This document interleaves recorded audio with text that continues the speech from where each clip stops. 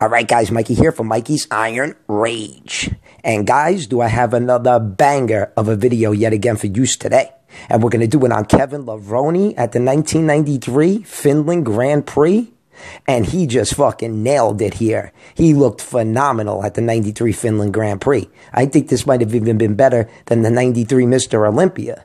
And no one ever talks about the 1993 Mr. Olympia. I think he looked really good at the 1993 Mr. Olympia, where he placed, what, 5th, I think? And he should have placed a little bit better.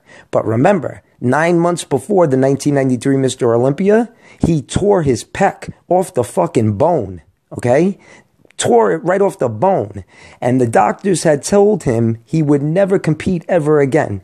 This was at the end of 1992, after the 92 Mr. Olympia.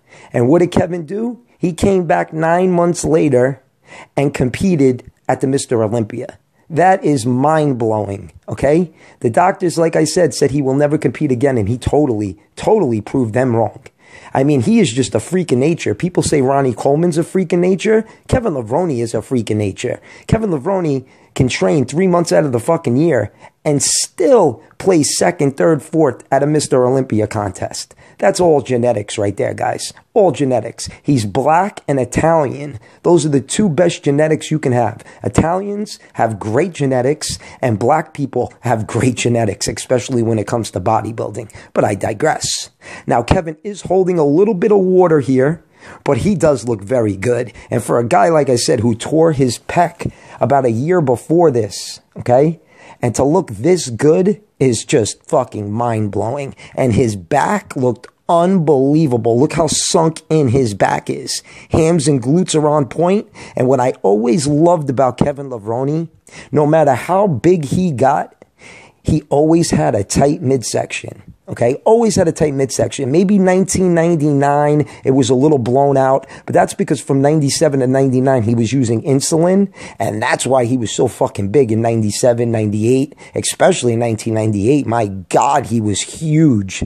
1999, he started getting a distended midsection, so he stopped using the insulin, and that was the best move he ever made, because he came back to the 2000 Mr. Olympia with no insulin or any of that crap, and he looks so much more aesthetic with a tighter midsection. But I digress again, because that insulin shit just ruins physiques.